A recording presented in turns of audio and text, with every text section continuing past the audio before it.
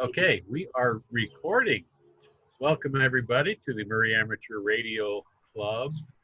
Kind of a delayed session. I wasn't able to make it last week, so we're doing it this week. And so welcome. One of the items that a couple people have asked for when I sent out the survey was what type of things do you want to learn while going into these meetings? And one of the options there, one of the things that was said by a couple people is, how do you prepare for events? And so not only for field day, but for any other activities that require the use of amateur radios, including emergency communication deployments like ARIES or our club with Murray City. And so I thought that was a few weeks ago, I thought that would be a great topic to talk about on one of these Zoom meetings. So here we are. Now let's see, I'm counting 1, 2, 3, 4, 8, 10 people, including myself.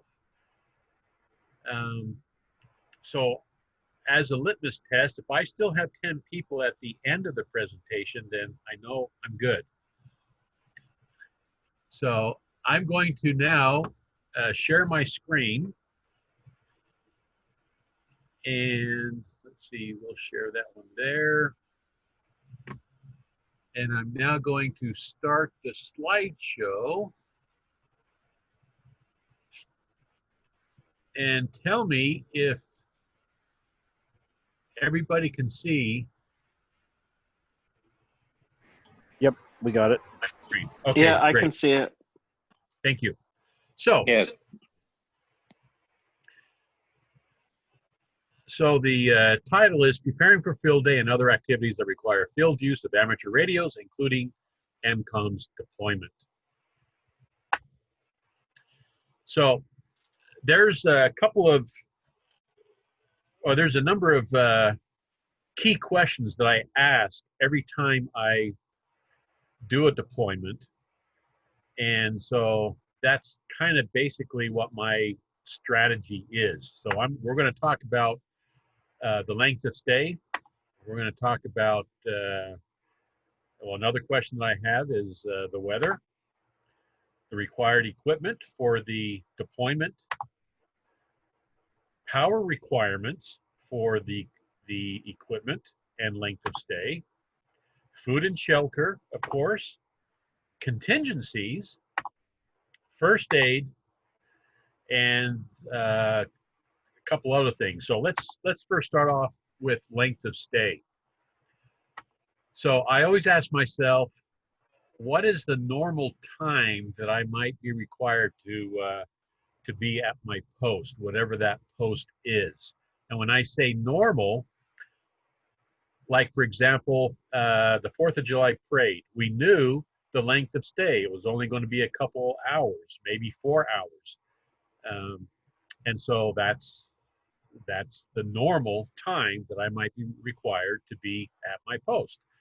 Field day is, we typically take a weekend, so there's 2 days, maybe 3 days that I will prepare for. And there's a bunch of other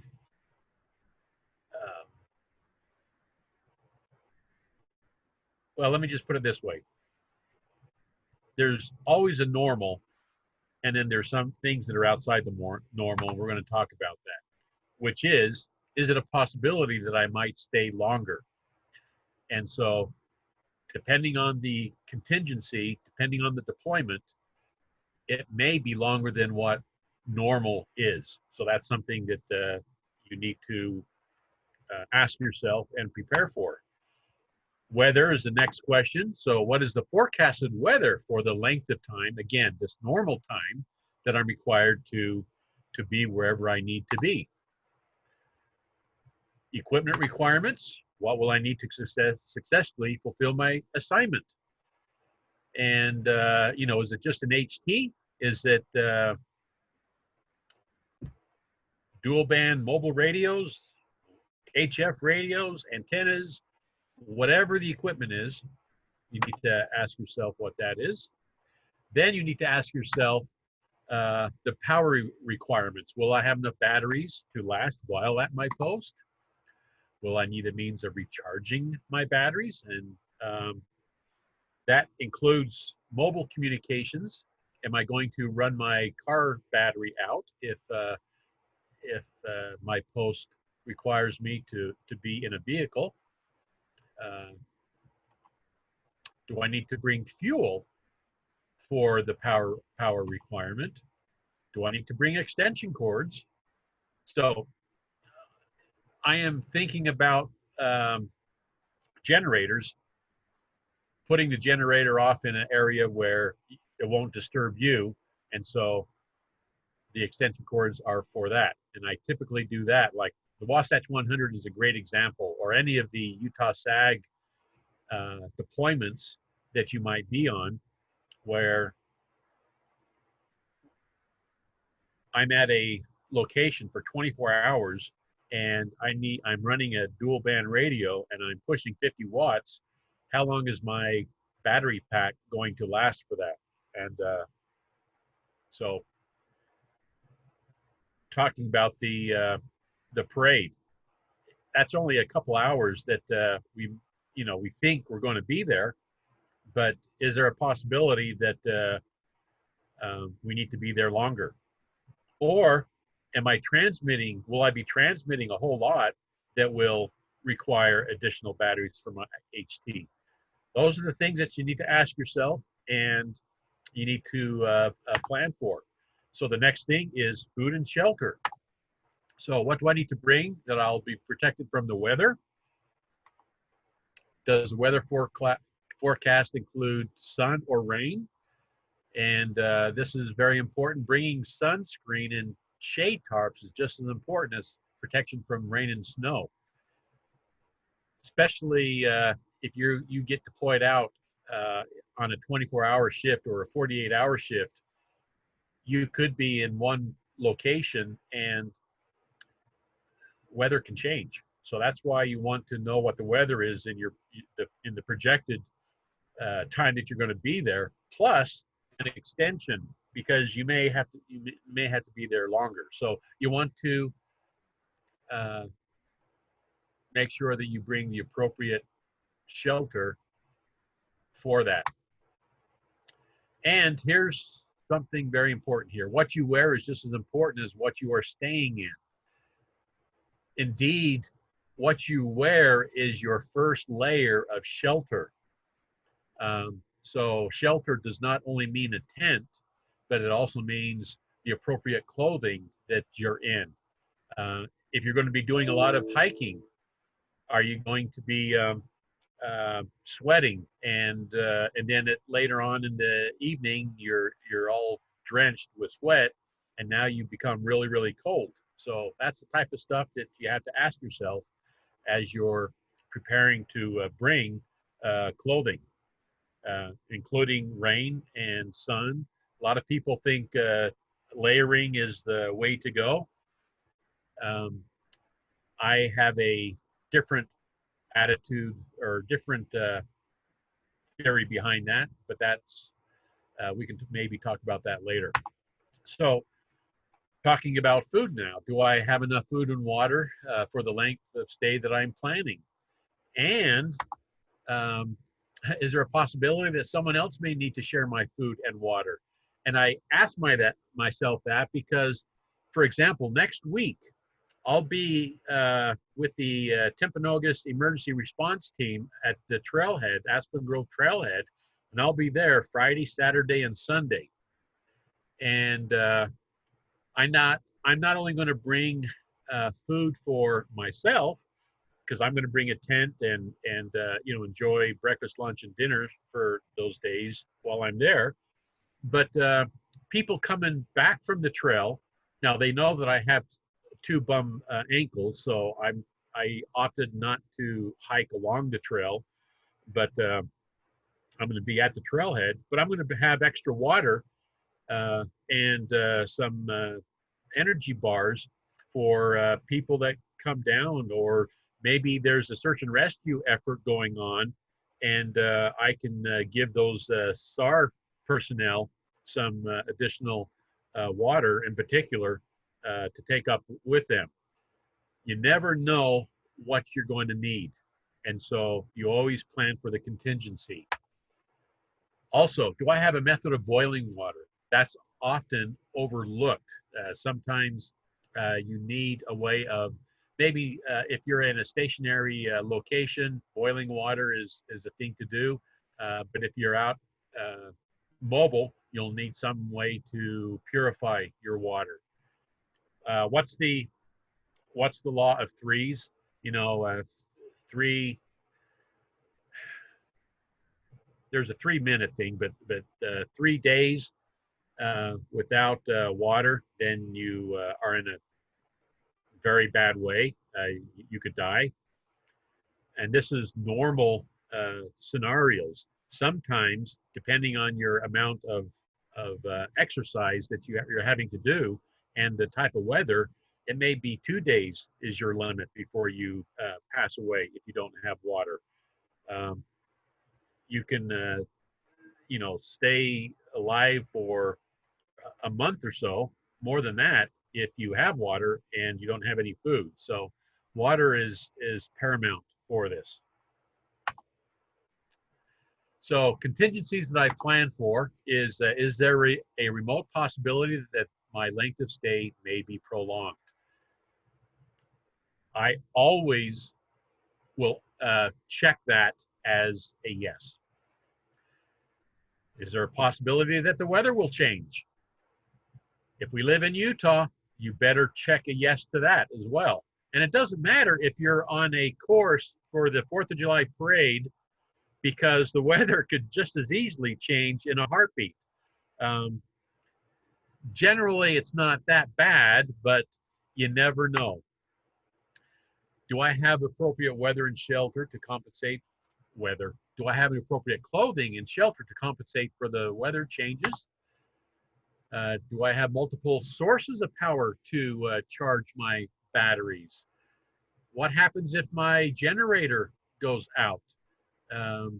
Do I have another method of charging my batteries?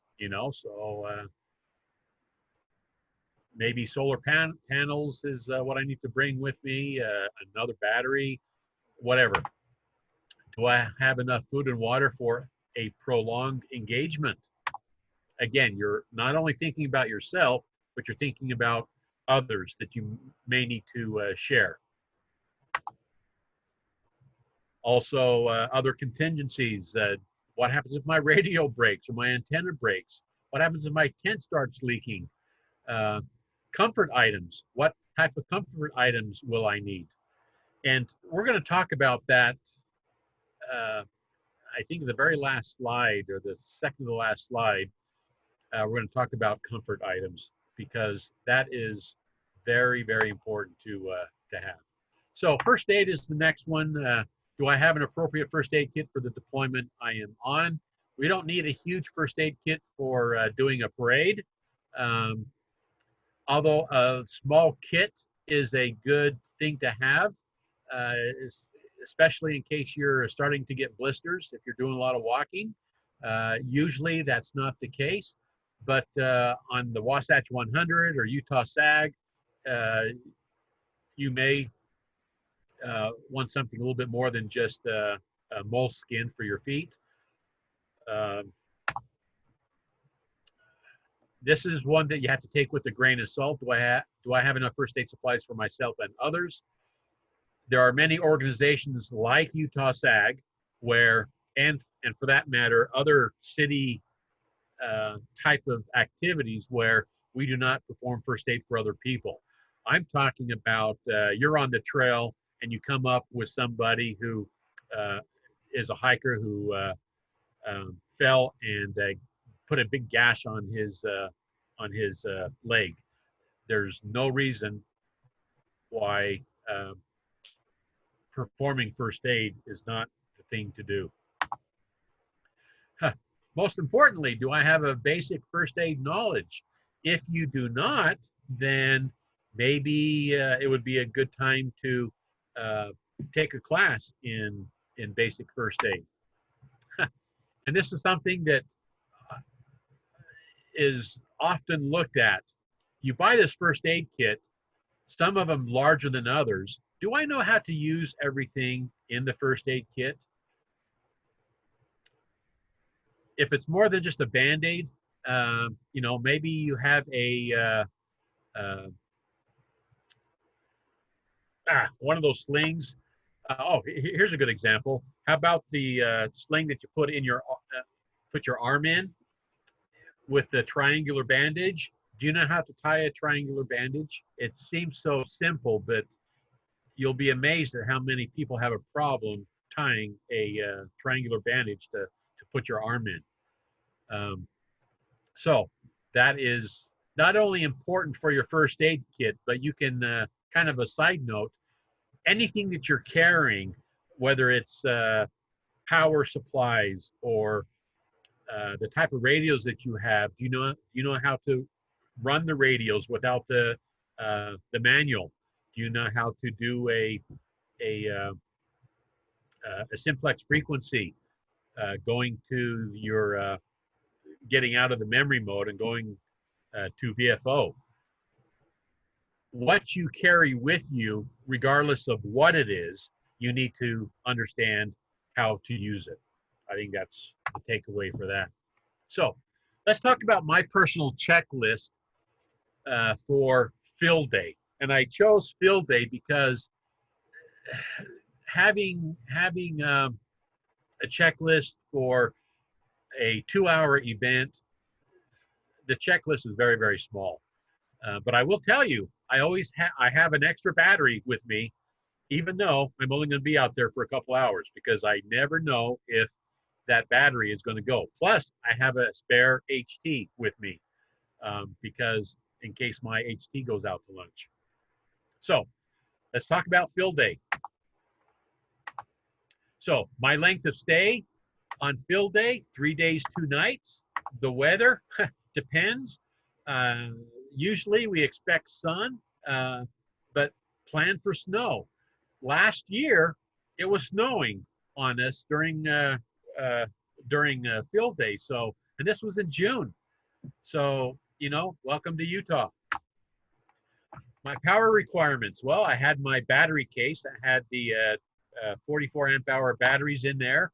I charged that during the day with solar power, and I had a generator for the night, because my battery case would actually work the entire 24 hours that I was doing the field day.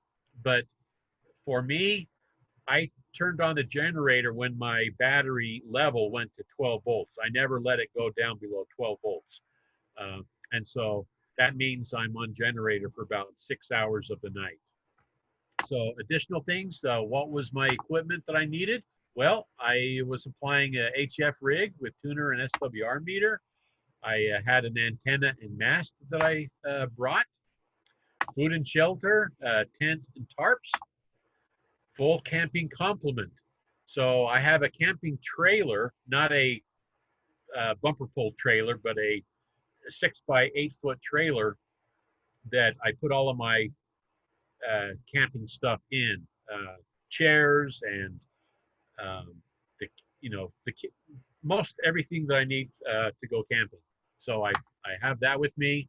I plan on 2 meals a day plus 2 extra meals. And first aid, I always bring my trauma kit. So here's the big thing about all of this. Here's my rule of thumb. And in my case, it is the rule of thumb. The most important thing to bring is whatever will make you comfortable and safe. First of all, it does no one any good to be miserable while you're deployed. And having great experiences while you're deployed will give you good memories, and it'll give you a willingness to be deployed the next time. So there's this Boy Scout experience, camping trip that I want to share.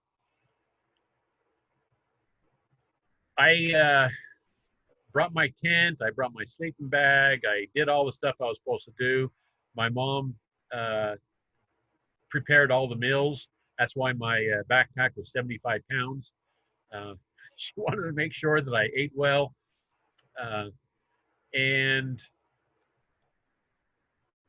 it rained in the evening, and all the Boy Scouts, we all were soaking wet. And so we went to bed, and in my mind, I'm thinking, man, I am freezing my tush off. I'm just going to get in my sleeping bag and my wet clothes and sleep. I should be a lot warmer that way. Who knew? So I did that. And I tell you what, you want to talk about uncomfortable? You want to talk about not being able to sleep at all? I was freezing. It was miserable. The next morning, I was up early because, first of all, I couldn't sleep. So I was up about 5 a.m., 6 a.m., and trying to get a fire going. My Boy Scout master, he says, "Hey, Dan, how'd you sleep?" And I wanted to hit him. And I told him what the deal was. And he says, "Well, what'd you wear to bed?" And I showed him what I was wearing, my wet Levi's, my cotton shirt, and which was still very, very damp and wet. And he just shakes his head and he goes, Dan, tonight, I want you to strip down, except your underwear, and sleep in your sleeping bag with just your underwear on. And it's, by the way, the nights got really, really cold in the high 30s. And so I go, that doesn't even make sense. Why would I take off clothes if it's if I'm trying to keep warm? And he says, just do it. So being a good Boy Scout, I followed what the Scoutmaster said, and I slept like a baby.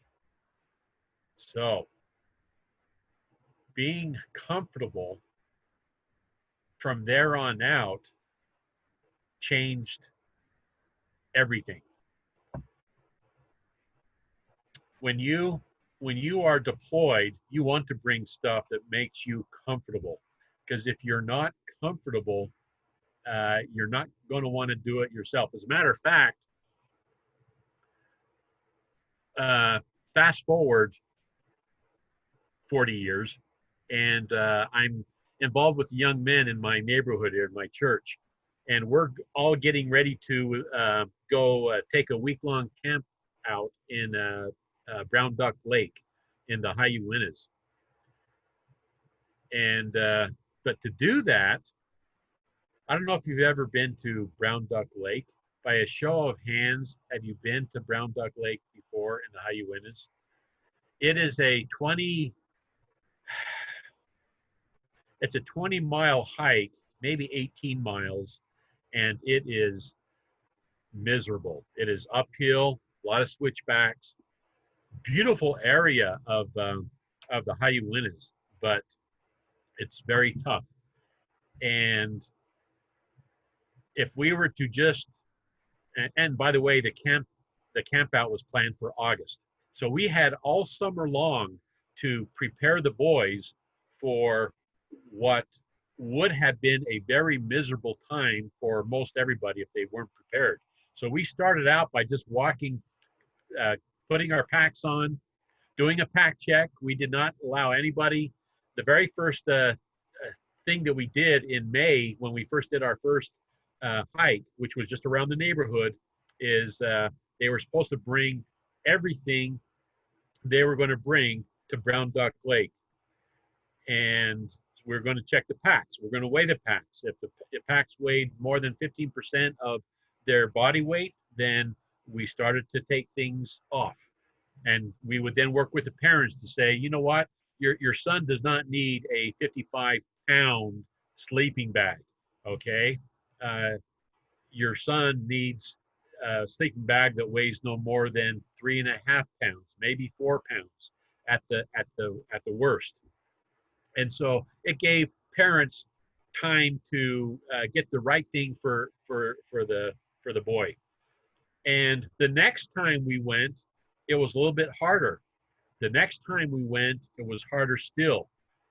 At the end of July, we were doing some pretty good hikes up at, we'd go up to Mount Olympus.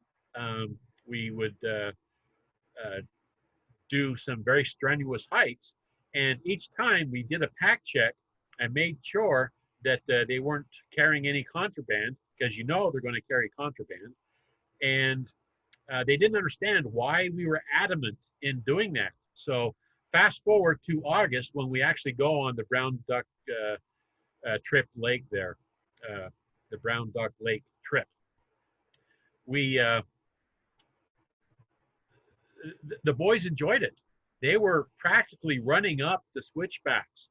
They were ready for it. We were planning on being there hiking in one day because of the pretty good clip, but it started to rain a lot, so we cut our trail in half. And everybody brought what they needed. The packs were right where they needed to be. The boys had a great time. Have you guys been camping and were you miserable? Maybe you did it as a family and you never went camping again. I hear that so many times. We did not want that to happen with the scouts here. So we made sure that they had a great time and we prepared them for it, and that's what happens if you're prepared. So, and guess what? Those kids love to go hiking and camping. So that's what I mean by the most important thing to bring is whatever will make you comfortable and safe. So that's the presentation. You got to have fun, you got to be comfortable, and you got to be safe. I'm going to open it up for questions. Let me stop sharing. So anybody have any questions or comments? Hey, Dan. Yeah. So when you get deployed at a station that you're there for 24 hours or 48 hours, is it usually two-man team, or so you're not the one staying up 24 hours manning it? Yeah.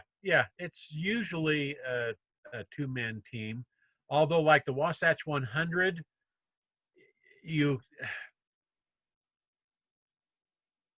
the last couple of years, I just stayed up the entire 24 hours. That's what I generally do on a 24-hour thing because it's fun. And so I have no problem doing that. But if you want to bring, and that was actually the responsibility of the aid station person who's manning that station, is if you want additional help to bring somebody with you, and then you can, take 4-hour sleep and, that other person will be there. In our aid station, we actually did have two people all the time. I was doing the packet radio this last year, and the other guy who I was working with, he did voice, and we both stayed up. Actually, he went to bed for a few hours, and it was very, very simple to do both things, to do voice and packet. But yeah, usually there's somebody there with you. This coming weekend, it's usually when I'm going to be up at the trailhead, I'm going to have somebody with me only because he's going to mentor me in being at the trailhead, because this is the first time I'll be doing anything with TERT, and I want to make sure that I'm doing the right stuff. So he's going to be up there during the entire time that I'm going to be up there. obviously we're not going to stay up Friday, Saturday, and Sunday. We're going to take turns sleeping. But I'll guarantee you my sleeping will be minimal. You know, I may do 4 hours on Friday night and 4 hours on Saturday night, just because I can. So does that answer your question? Okay, good. So Dan, I was gonna say, I was gonna ask if you had done anything with TERT before, and you just said that you hadn't. A friend of mine used to be involved with TERT very extensively. His name was Phil Rasmussen. He's a silent T now, passed away last June, but he used to do that every year and really loved it. Loved being up on the mountain and helping people. And I think you're going to have a wonderful experience up there. They have some really good guys on that team. Well, he showed me the campsite that is reserved all year round, actually till October, end of October, for the Timpanogos Emergency Response Team. And they even have, in the campsite, they have a coax cable that's nailed to the tree with a SL239, so you can plug in your antenna there. And the coax goes all the way up to in this big pine tree where they have an antenna up there. So it's going to be cool. I love camping. I love doing stuff like this, and this will be a great opportunity for me to do that. And you know, everybody else, it's just not me. You guys, everybody's welcome to join. You know, you do have to have a few things because Utah County does things slightly different. They work with the sheriff department. So the sheriff is involved with the Utah County ARES. They're kind of, you know how we work with the fire department with Murray City and MARC? Well, it's all county type of thing. So they work closely with the sheriff.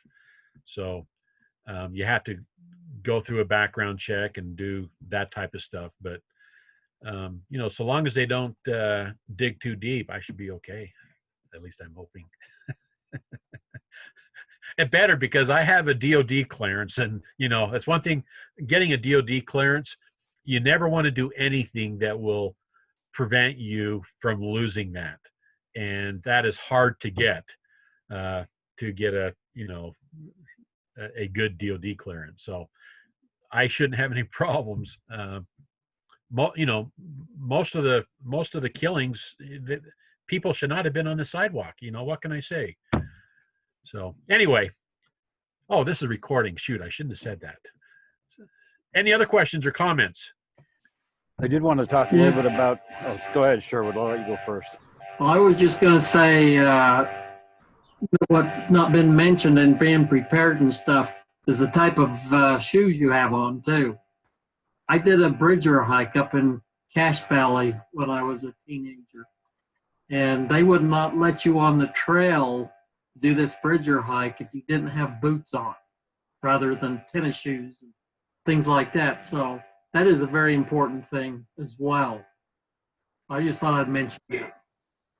Well, that's very, very important because, you know, your clothing, that's part of it. You need to dress appropriately. And if you're hiking, that's one of the things we did with the scouts here in my neighborhood is some of them had just tennis shoes. And, you know, we're going, no. We had to talk to a couple parents saying, your son's future rests on the type of boots that you buy him. I don't care how much it costs. Get some good ones. Don't get the ones that are on sale at Walmart.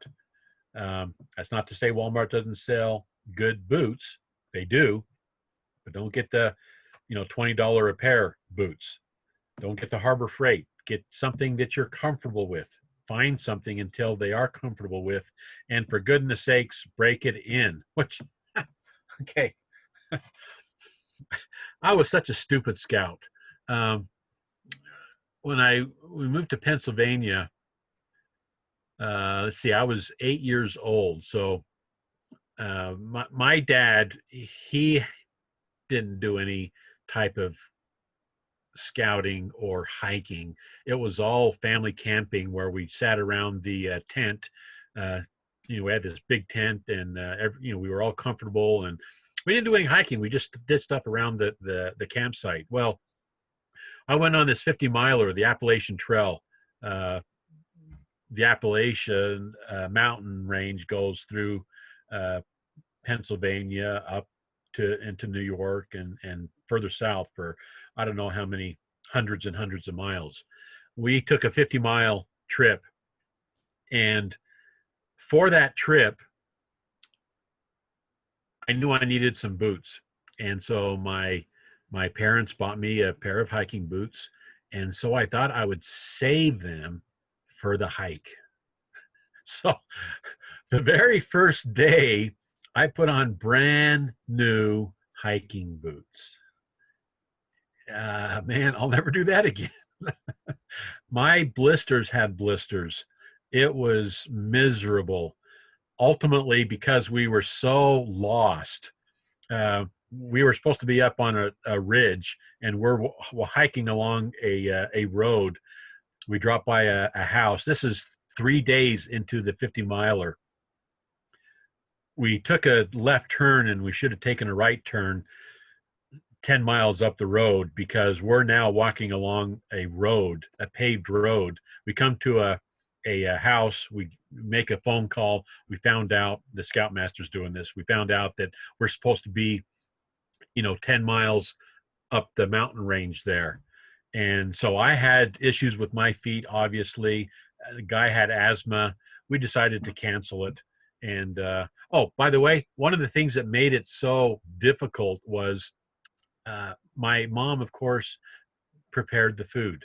And I weighed probably 110 pounds. I'm 11 years old. Okay. And no, I was 12. I just barely turned 12. This was my first hiking experience with the scout troop. And my pack weighed 75 pounds. 75 pounds. That was more than half my body weight. And I'm wearing brand new boots. I ate well, but oh man, things you learn. When I came back, my back was so bloody with the pack rubbing against it. It wasn't even a good pack. It was a frame pack with no padding. I had the bar rubbing against me all the time. It was horrendous. Those were character building experiences, and you learn. So having the right shoes, having the right boots is so critical. So good observation, Sherwood. Has anybody had a horrible experience, or am I the only one that had a horrible experience with camping? Well, I've got one comment about Levi jackets. Some of the most critical, or people suffering the most from hypothermia are people wearing Levi jackets, because they retain the moisture. Mm-hmm. And people insist on wearing them even when it gets wet. They still wear them. When you were talking about your wet sleeping bag, that's the whole thing. A sweater and rain gear is generally the best approach, I think. Well, that's one of the things that we taught our young men is you will not take any cotton with you. Your pants will be out of polyester. Your shirt will be polyester. It's much better to wear wool socks than cotton socks when your boots are going to be involved with that kind of sweat and stuff. So it's a paradigm shift that most people have to go through when they go camping, you know. And Oh yeah.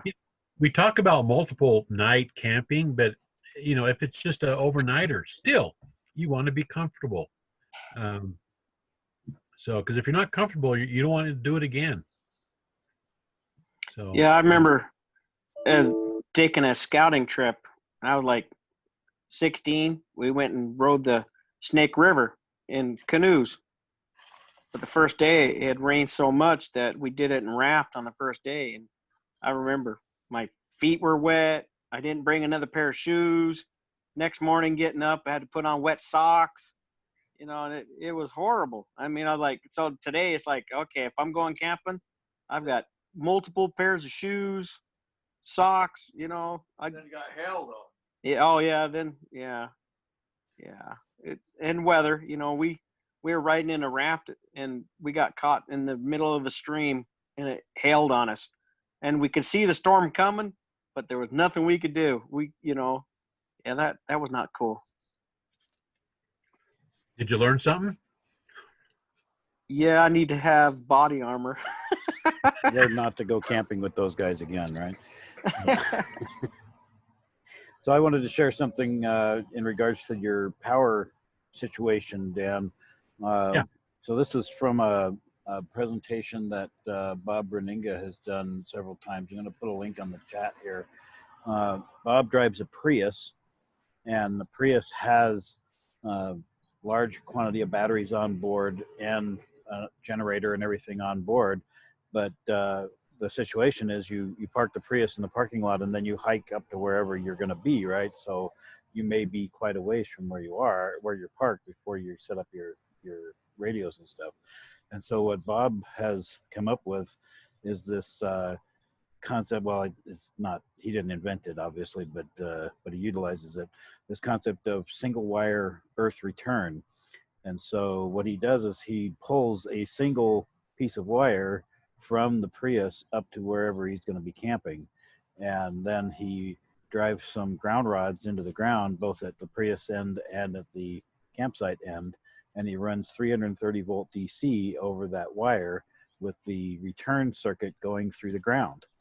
And he can run pretty much anything electrical off of that 330 volts, because most power supplies, switching power supplies that you will have for your electronics, like laptop power supply or something like that, it'll take pretty much whatever you throw at it, and it doesn't care if it's coming in as AC or DC. If it's AC, it'll use the rectifier that's in the power supply.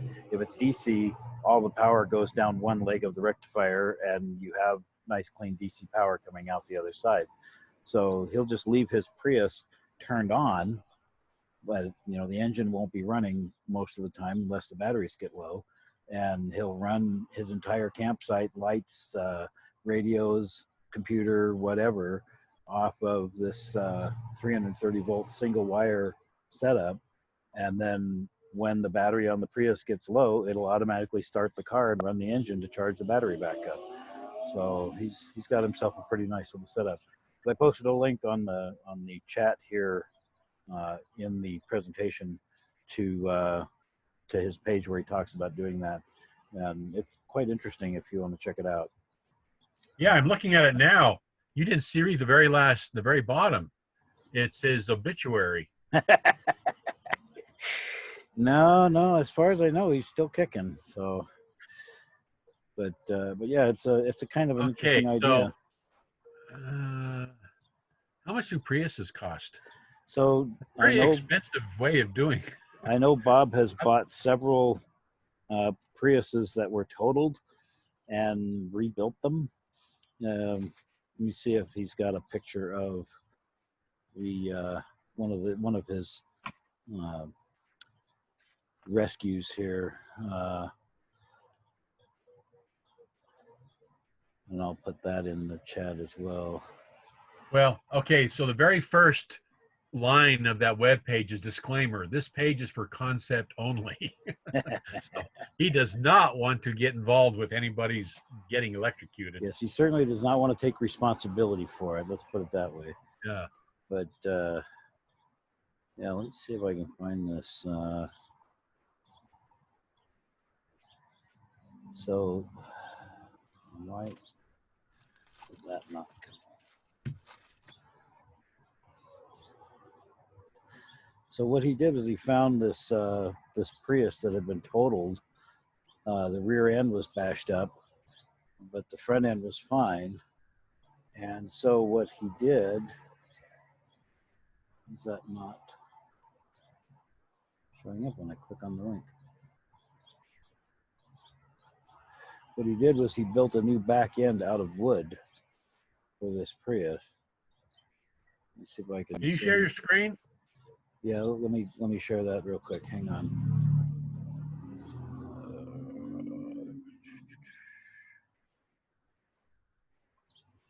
Where is that window?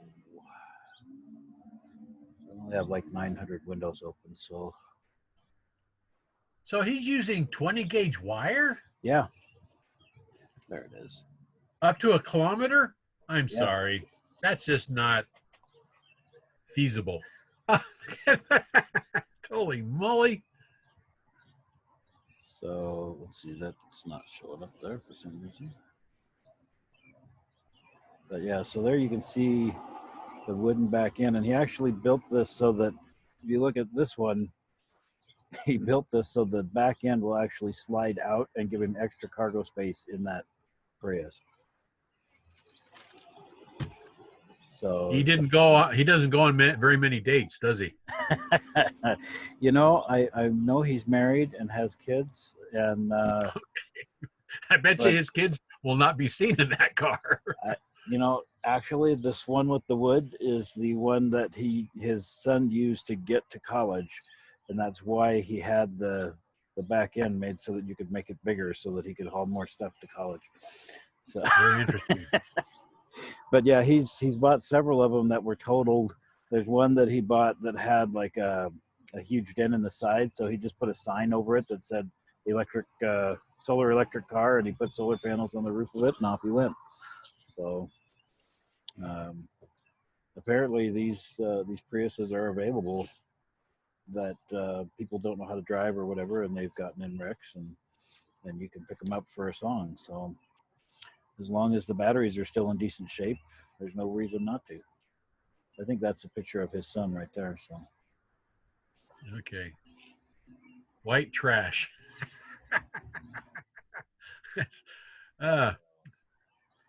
but yeah, Who knew? Bob is kind of an interesting person. Just, you know, if you have a chance to meet him, you really should, because he's quite the character. Oh, very interesting. All right, I'm going to stop sharing.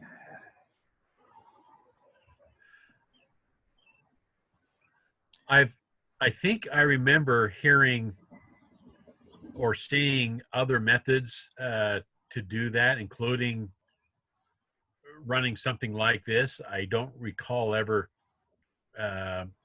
having it plugged into a Prius, but that is definitely one method of doing it.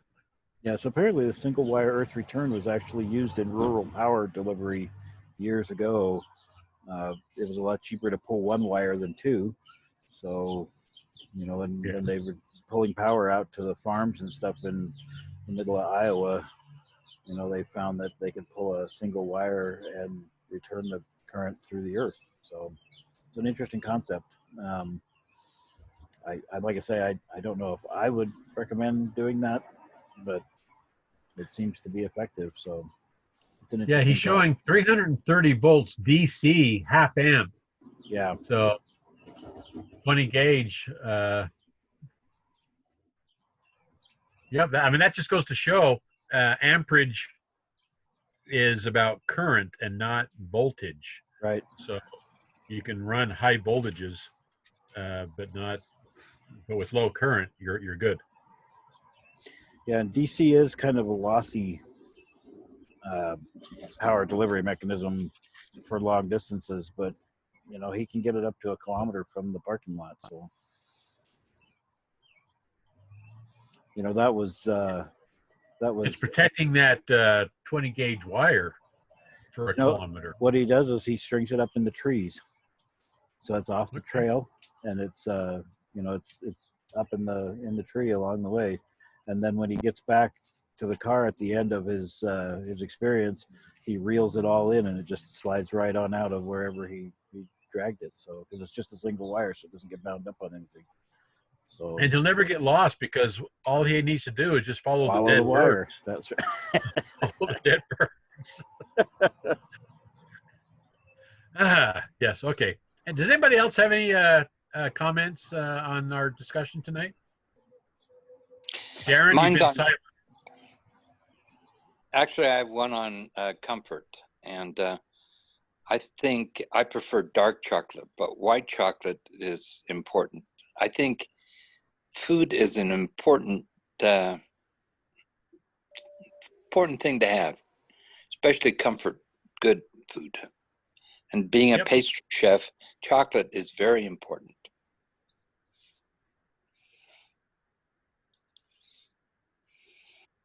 When we meet in person again, Ragnar, maybe we should impress upon you to bring us some samples of something that you have made. Oh, that would be great. Yeah. We could make it AC or DC.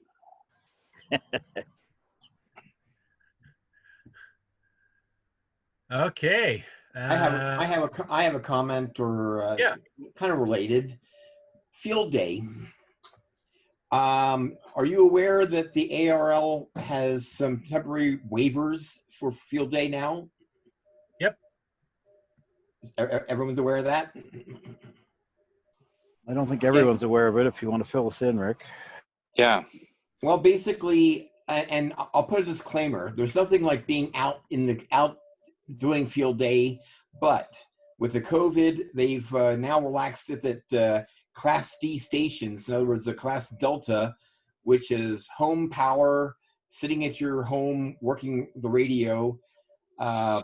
Before that, you could only operate, you could only contact non-Delta stations for points. The whole gist of field day is, you get out there, have emergency power and do what you want. But with COVID, they've relaxed that, and now they're allowing the D stations to contact other D stations for points. So that's number one. And then number two, club scores. I could be sitting here at home, Dan could be sitting out in the middle of nowhere, and someone else could be sitting who knows where. We could take our scores all together, and as MARC, we can have an aggregate score based off that. Before, you had to be within like 1,000-foot radius of each other for things to count. So they kind of put an exemption for that also. Just some interesting additions to field day this year, which is going to happen the 4th weekend of June. That's it. Thanks. Thanks. That's So is That's there what- any plans for us to get together and do something for field day as the club? Together apart, that is. well. I'm going to talk to. Just sending a message to my son. Apparently, there are riots in Minneapolis and a few other states. A white cop killed a black dude in Minneapolis, and so there's fires and all kinds of stuff going on. This is secondhand. I haven't seen the news reports. So anyway, field day. I am hoping to get Southwood Park, the pavilion, for that time. If not, I hope to use our church pavilion, our church property, and do it there. And so I would like to do Southwood Park. That's on 720 off of 725 East. And just off 59th right there. Yeah. And 70th. Yeah. Okay. Okay. And hopefully I'll get approval for that. If not, I'm thinking the pavilion at the church. So does